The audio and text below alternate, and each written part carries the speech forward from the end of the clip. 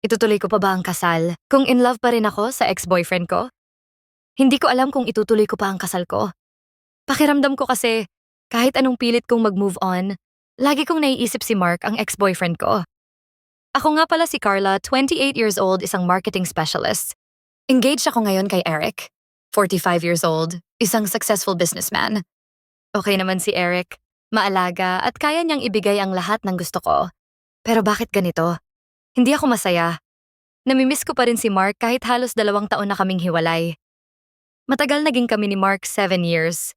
Civil engineer siya na sobrang dedicated sa trabaho at lalo na sa pamilya niya. Panganay siya sa 4 na magkakapatid at lahat ng mga yon pinapag-aral pa niya. Yung sumunod sa kanya katatapos lang ng pre-med at magpapatuloy sa medicine. Yung iba naman college students pa. Natural na gusto niyang tulungan ang pamilya niya at na-appreciate ko yun sa kanya.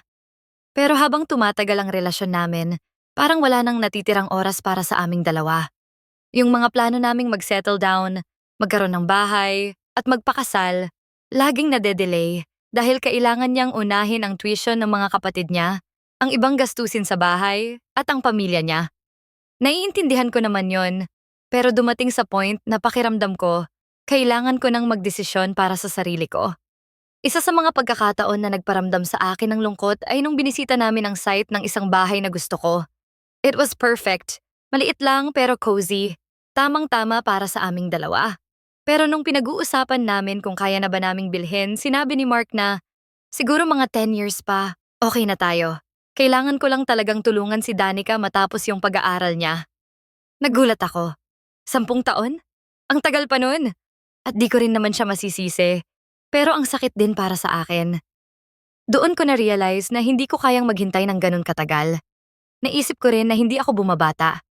Gusto ko na ring magsimula ng pamilya, pero parang ang layo pa ng plano namin para doon. Nag-decide akong makipaghiwalay kay Mark. It was one of the hardest things I had to do.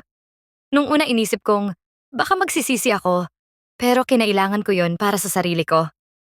Pagkatapos ng breakup namin ni Mark, doon ko nakilala si Eric. Iba si Eric kay Mark. Successful na siya at stable. At lahat ng pangarap ko para sa sarili ko, parang kaya niyang ibigay ng madali. Walang mga kapatid na kailangang pag-aralin, walang mga obligasyon na parang humaharang sa future namin. In short, with Eric, parang mas klaro at maayos ang buhay na gusto ko. Masaya ako nung una kay Eric.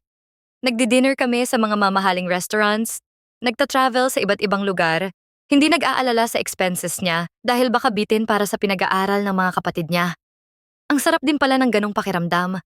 At unti-unti kong naisip na kaya ko na yatang mag-move on kay Mark. Hindi rin nagtagal nag-propose si Eric.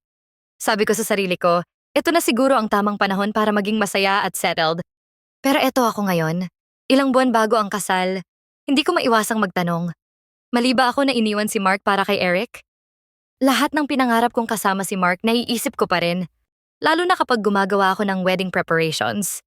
Halimbawa nung namimili ako ng wedding gown, bigla kong naisip si Mark. Dati kasi pinag-uusapan na rin namin ang kasal namin. Kung ano ang isusuot ko, kung saan gaganapin ang kasal, mga ganong bagay. Si Mark talaga ang nasa isip ko nung ini-imagine ko ang araw ng kasal ko. Sa dinner dates namin ni Eric, minsan nararamdaman ko na parang may kulang.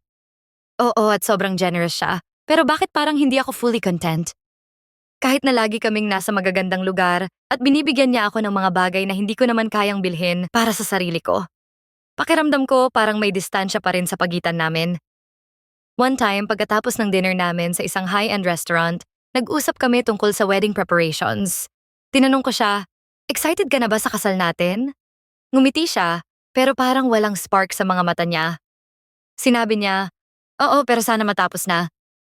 Hindi ko naramdaman yung excitement o passion na inaasahan ko.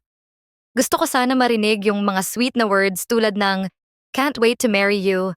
I'm so excited to start our life together. Pero parang business transaction lang ang usapan namin. Walang emosyon. Doon ko naisip ganito ba magiging buhay ko kay Eric? Maayos at stable nga siguro pero kulang sa puso. May isa pang instance na nagparamdam sa akin ng doubt. Pumunta kami sa isang gathering ng mga kaibigan at business partners ni Eric.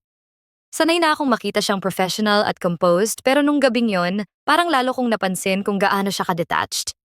Nag-uusap kami kasama ang mga kaibigan niya pero halos hindi ako isinasali ni Eric sa usapan.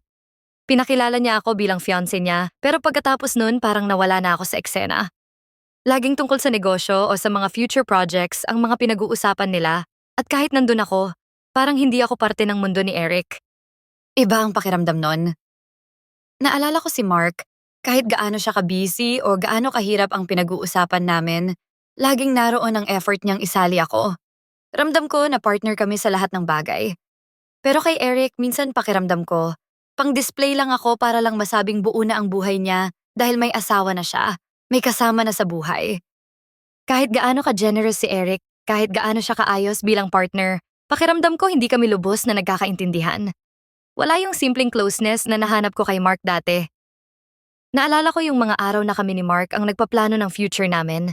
Kung paano kami nagtitipid para makapagpatayo ng bahay, kung paano kami excited para sa buhay na bubuuin namin kahit simple lang. Hindi sa hindi ko mahal si Eric pero hindi ko maiwasang isipin na baka kaya ako nagdududa ay dahil si Mark ang ever since naiisip kong magiging groom ko. Laging siya ang kasama ko sa mga pangarap ko, siya ang kapartner ko sa buhay. Ngayon kahit successful si Eric, kahit kaya niyang ibigay lahat ng gusto ko, parang may bahagi ng puso ko na hindi niya kayang punan. Ngayon ilang buwan bago ang kasal, eto ako nagtatanong, mali ba ako na iniwan ko si Mark? Tama bang piliin ko si Eric kahit hindi ko nararamdaman ang happiness na inaasahan ko? Kung ito ang tamang desisyon, bakit hindi ako mapakali?